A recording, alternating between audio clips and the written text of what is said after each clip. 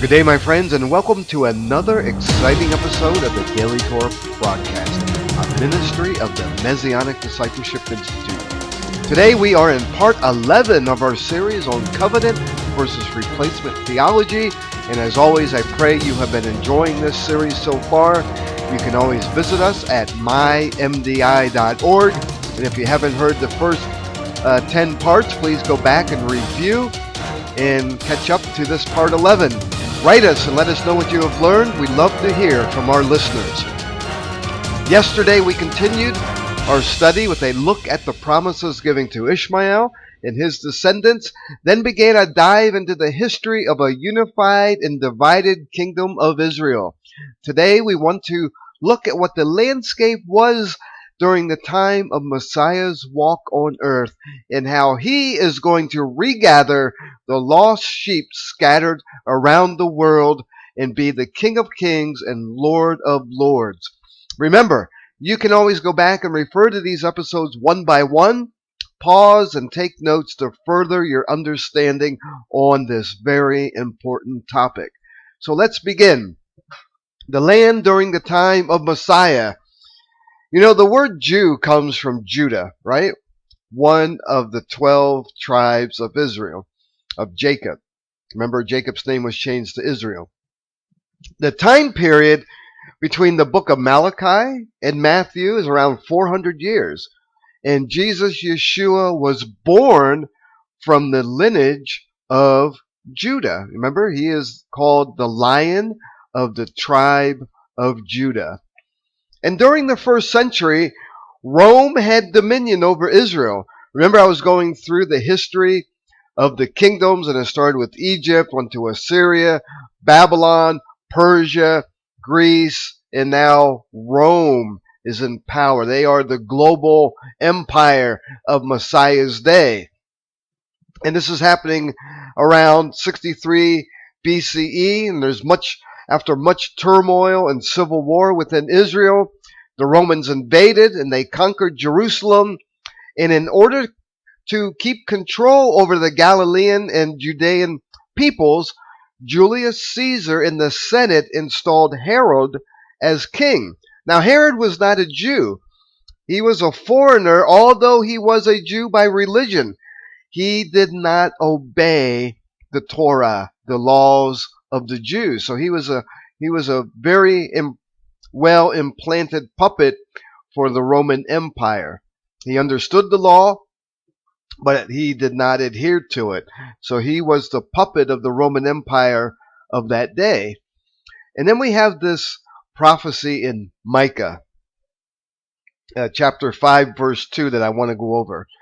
It says, "But you, Bethlehem Ephrathah, though you are little among the thousands of Judah, yet out of you shall come forth to me the one to be ruler in Israel, whose goings forth are from old, from everlasting." So that is the prophecy hundreds of years before Yeshua was born, that he was going to come and that he is from everlasting. So he has divested himself of his glory, was implanted in a human embryo by the Holy Spirit and impregnated into Mary, and then later was born as the Son of Man, the Son of God, Yeshua, Jesus, the Messiah. And in Matthew 10, we're going to start going over how Yeshua relates to the tribe of Judah, and also why the Jews and the Torah and the laws have existed or persisted from then until today. Remember, the kingdom of Israel was split, and the northern kingdom went into captivity. In the southern kingdom, the kingdom of Judah, remained until the days of Jeremiah during 586 BC. And because they were violating the land Sabbath, buying and selling on the Shabbat, and doing some other sins, God sent them into captivity to the Babylonian Empire for 70 years. But then during the days of Ezra, in Nehemiah. They came back. They rebuilt through King Cyrus of Persia. Remember, he allowed them to rebuild the temple. And during the days of Herod, the temple was expanded, and it was even more beautified than during the days of Solomon. So in Matthew 10, verses 5 to 8, and I'm trying to keep our theme here on Yeshua in the kingdom of Israel and how he's going to gather the lost sheep. There's so much history here. I could do multiple sessions on all the history, but I'm trying to keep it focused here. And so in Matthew 10, verses 5 to 8, the 12 apostles, remember Jesus sent them out and commanded them, saying, "Do not go into the way of the Gentiles, and do not enter a city of the Samaritans." Remember, I talked about the Samaritans yesterday, about the Assyrians intermingled and intermarriage with some of the Jews that were left in the northern kingdom, and they became the Samaritans. But he says, "Go rather to the lost sheep of the house of Israel, and as you go, preach, saying, the kingdom of heaven is at hand. Heal the sick, cleanse the lepers, raise the dead, cast out demons. Freely you have received, freely give." So evidently these lost sheep of the house of Israel were not lost to Yeshua and to the Father. He knew exactly where they were, and the apostles were sent out to preach and to find and to gather and to begin the regathering of this lost sheep of Israel. This is how Christianity, Messianic Jewishness, I'm going to say, has spread throughout the world.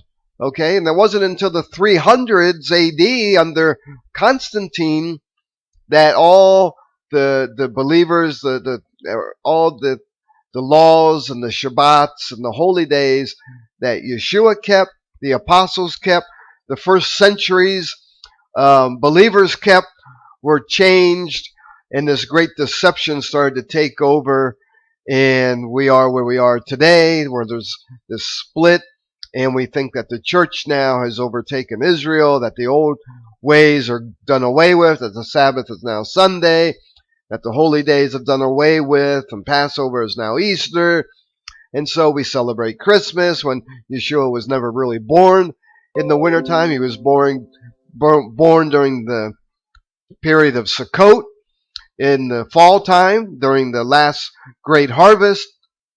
And so all these man-made doctrines have been intermingled with pagan doctrines, pagan holy days, and we have basically a Samaritan version of holidays and ways of we think we should be honoring and following the scriptures today.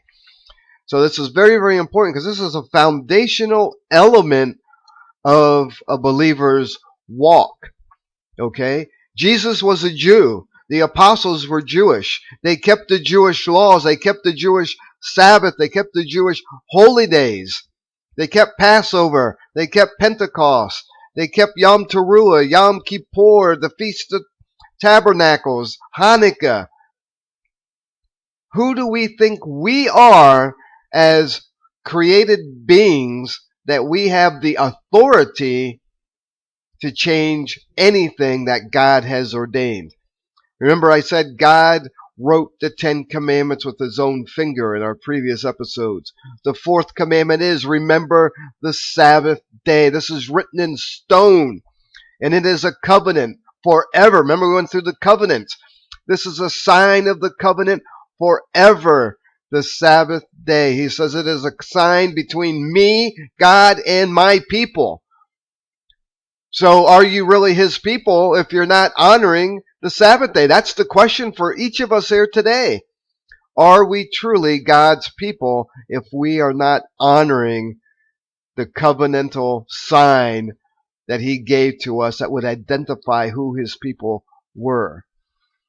You can still be a believer in Messiah and still keep the Sabbath in the holy days, and many of us do that as Messianic believers. Whether you want to call us Messianic Jews, Messianic Israelites, or just Messianics, we are Messianic believers, whether we are Jewish or non-Jewish, who believe that the law has not been done away with, that the holy days and the Sabbaths are still in effect, and that we follow and walk the way that Yeshua walked. So this next chart I want to go over is very important. So take pictures of it if you can, or do a screenshot, stop and pause and take a picture of this slide. So we have this split between Israel and Judah during the time after King Solomon. Remember, he sinned and God ripped the kingdom out of him, and there was this division. But Yeshua, the Messiah, is regathering. Okay, he's bringing the family back together. The 12 tribes of Jacob of Israel. And it gets confusing because you got the 12 tribes of Israel, then you have the northern kingdom of Israel, southern kingdom of Judah. It's hard to keep track of who is who. So here in this chart, when you read the scriptures, okay, and it mentions Israel, it mentions lost sheep, Ephraim, Joseph, scattered, lost the knowledge of the Torah. That is the state of the lost sheep of Israel right now. They have lost the knowledge of the Torah. They have rejected it. Okay? But in the tribes of Judah, remember, God had to preserve. He gave this prophecy way back during the times of Jacob and Moses, when Moses blessed Judah. He says, to Judah it has been given to maintain and preserve the oracles of God, the scriptures. So it is through the Jewish people, the tribe of Judah, where the Jews come from, that they are keepers of the oracles of God, the Torah. They have been the most persecuted people because Satan wants to destroy the scriptures and the Jewish people, because if he destroys them, then, like under the Greeks in Hellenism, he can have governments ban the Bible, outlaw it, ban the Sabbath, ban circumcision, ban all the laws and the commandments that are in the Torah, and basically remove it from our society. And that's exactly what push is happening today. Right now, you see it all around the world. You know, the UN have trying to destroy the oracles of God, and in its place, they're actually pushing transgenderism and humanism and pedophilia. They are pushing all this perversion and perverted ways of immorality to take the place of the moral code of the Torah. The Jews resettled the land in 1948. Remember, they were scattered twice. After the Romans, the temple was destroyed again, and the Jews were scattered all around the world again. Okay, so now they had Israel and the Jews were scattered all around the world. But in 1948, they came back to the land, and they maintained the name Israel. You know, they could have called the country Judah, right? But no, because of the territory of the land and because of the foresight of those who settled the land, they knew that they had to restore the name Israel so that all the family would be regathered back. Now listen to what Paul says here, this restoration of Israel in Romans 11. He says, I say then, has God cast away his people? Speaking of the Jews. Certainly not. For I also am an Israelite, the seed of Abraham, of the tribe of Benjamin. Now remember, Benjamin was Joseph's brother, but Benjamin was part of the kingdom of Judah. He says, I say then, have they stumbled that they should fall? Certainly not. But through their fall, to provoke them to jealousy, salvation has come to the Gentiles. So when the Jewish people see Gentiles keeping the laws of God, the Sabbaths and the holy days, and that salvation has been given to them, it provokes this jealousy. But when Jews see Gentiles keeping Christmas and Easter and keeping paganism and eating pork that is not that is outlawed in the Torah in Leviticus 11, it's like they have no jealousy. They're not going to provoke them to jealousy. Only if you are keeping Torah in the laws of God that were ordained from time immemorial are you going to provoke a Jew to jealousy. Paul continues. He says, for if they're being cast away is the reconciling of the world, what will their acceptance be but life from the dead? Now this is very important. Romans 11:16-18. You have to get this into your spirit. Okay? If you are a Christian believer, you're not a Messianic, and you're just hearing this for the first time, you have to understand these scriptures in Romans 11. That Paul, all right, Paul was what? The apostle to the Gentiles, to the nations. What is he saying here? He's speaking to the Romans, but for all of us, he says, for if the first fruit is holy, the lump is also holy. And if the root is holy, so are the branches. He's talking about the Torah, Judaism. He's talking about the Torah from the very, very beginning, the scriptures. Okay, not so much Judaism, but the scriptures, the Torah. And he says, if some of the branches were broken off, and you, being a wild olive tree, talking to the Gentiles, were grafted in among them, and with them you become a partaker of the root and the fatness of the olive tree, do not boast against the branches. For if you do boast, remember that you do not support the root, but the root supports you. So what he's saying there is there would be no Christianity without the Old Covenant, okay? Without the Ten Commandments, the code of morality, all the history, all the prophecies, everything that is in the Old Covenant, which is all they had during the time of Yeshua, and even during the time that Paul is writing this.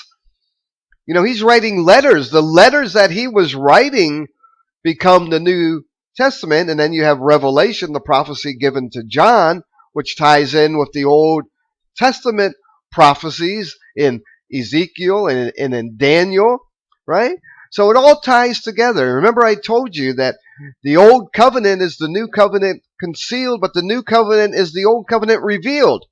So it all ties together. It's all one book, one story that goes from Genesis to Revelation. Nothing has been replaced. Nothing has been done away with. In God's masterful plan, he has allowed the Jewish people to sin, to fall out of to go back into the world, so to speak, to become assimilated in many aspects, to be rejectors of Messiah in many aspects.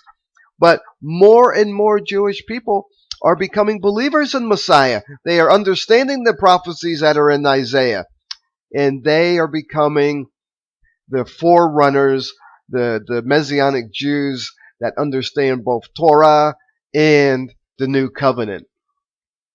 And what happens is in Christianity, we have been taught and learned basically error that the church has overtaken Israel, that Israel has been cast away forever. You know, you listen to Martin Luther, and it's like, no, that's not at all what God is saying here. He says here, if they're grafted in, remember, you do not support the root, but the root supports you. Later on, Paul says that if they return, right, if they are reconciled, God is able to graft them in again. And he says, don't boast, because if you boast against the branches, you think you have replaced the root, the Torah. You think you have the authority to replace what God has ordained. He says God can rip you out again. He can break you off out of the tree. And if people who were not believers in the Jewish body become believers of Messiah, he is able to graft them in again into their own tree. Okay? So don't think that once saved, always saved, and don't think that not saved, never saved, because that is not true. So I put together this chart that I thought put it all together pretty nice. You are grafted in to spiritual Israel. And as part of spiritual Israel, you are either one of three categories. You are a Gentile believer. You're non-Jewish. You're non-Jewish and non-Israelite. You're not part of the 12 tribes at all. Your heritage is from one of the other families of earth. Okay, your lineage cannot be traced back. You may be an Israelite believer. You may be from one of the northern tribes. Okay, and I know people can't really identify them, but they've been scattered. And I would say many of the Western nations who have constitutions and laws based on moral principles are probably learned that from the Torah when they were scattered around the world, and they have taken those belief systems and incorporated them into their governments. Okay? And then you have Jewish believers who can identify themselves. They've kept very meticulous records throughout time. And each of these groups, okay, whether basically you're a Jewish believer, an Israelite believer, or a Gentile believer, if you believe in the Torah and you believe in Messiah, you are grafted in to spiritual Israel. Okay? Now, there's a prophecy in Ezekiel that I want to go over. One nation, one king. So Ezekiel says in chapter 37, he says, "As for you, son of man, take a stick for yourself and write on it for Judah and the children of Israel, his companions. Take another stick and write on it for Joseph, the stick of Ephraim, and for all the house of Israel, his companions. Then join them one to another for yourself into one stick, and they will become one in your hand." This is a prophecy of the regathering of both kingdoms into one stick, and they will be one family, they will be one nation, and there will be one king ruling over them, and that is King Messiah.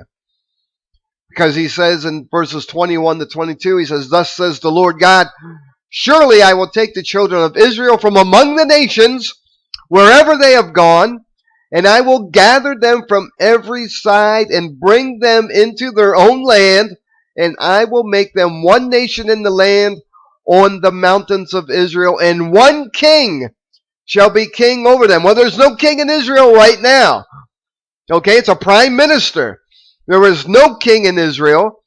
He says, "I will make them one nation in the land on the mountains of Israel, and one king shall be king over them all. They shall no longer be two nations, nor shall they ever be divided into two kingdoms again."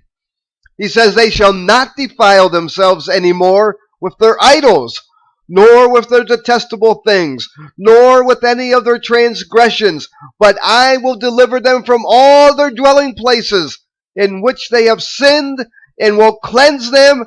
Now listen to this, my friends. "They shall be my people, and I will be their God."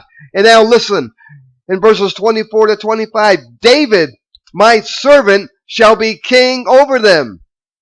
Okay, he's talking about Yeshua, the son of David. "David, my servant," that's a reference to Messiah. "David, my servant, shall be king over them, and they shall all have one shepherd, and they shall also walk in my judgments and observe my statutes and do them. Then they shall dwell in the land that I have given to Jacob, my servant, where your fathers dwelt, and they shall dwell there, they, their children, and their children's children, forever. And my servant David shall be their prince forever." And this is in reference to Revelation 19, verses 15 to 16. You can read this. "Now, out of his mouth goes a sharp sword." He's talking about the Yeshua riding on the horse, right? The white horse. He's coming. He's returning. When does he return? On Yom Teruah. If you listen to my 41-part series on God's plan for all humanity, and I go through all the holy days, it's on Yom Teruah, the day of blowing on that last shofar, that last trumpet is blown, Yeshua, the King of Kings and Lord of Lords, will return. And he says, out of his mouth goes a sharp sword. He's not coming as the baby lamb anymore, the baby Jesus. No, he's coming as the King of Kings. So out of his mouth goes a sharp sword, that with it he should strike the nations, and he himself will rule them with a rod of iron. He himself treads the winepress of the fierceness and wrath of Almighty God, and he has on his robe and on his thigh a name written, King of Kings and Lord of Lords. So my friends, my question to you today is, where are you in your walk with the King of Kings and the Lord of Lords? Where are you going to be when he returns if you're still alive? Are you going to be a goat or a sheep? Are you going to be following the ways of Messiah? Because when Messiah returns, we will be keeping Torah. It will be the constitution of the land. Do you understand that? We will be keeping the seventh-day Sabbath as a day of rest, a holy day in honor of the King. We will be keeping Passover, the days of unleavened bread, Shavuot, which is called Pentecost, Yom Teruah, Yom Kippur, the Feast of Tabernacles, Shemini Atzeret. We will be keeping those days. We will not be keeping Christmas. We will not be keeping Easter, which is to the goddess Ishtar. Those days will be done away with. So my question to you, my friends, is where are you in your walk with the Lord? Read your scriptures. Don't take my word from it. I don't have any doctrine here to give you. I am giving you the pure, unadulterated Word of God. And if you haven't listened to my 41-part series on God's plan for all humanity, I go through each one of the holy days and how Yeshua fulfills it and how we are a part of that also, that we want to be in that first resurrection, that day, or if we're alive when he returns, you can call it the rapture event. But we want to be in that first resurrection when we are changed into spirit immortal beings. And we're only going to be part of that if we are adhering and keeping God's laws, his Shabbats, and his way of life. So I want to stop there today. I know I've gone long, but I really wanted to get this in. And you can go back and review it and take notes. Tomorrow we're going to get into we're going to transition to the next part of our very in-depth series of covenant versus replacement theology with a deep dive of who is the church. So until tomorrow, please visit our website at mymdi.org. If you can, please give us a generous love offering. Share this with one or two people, with your family and friends. They need to hear this message. And until tomorrow, my friend, shalom aleichem, peace and shalom.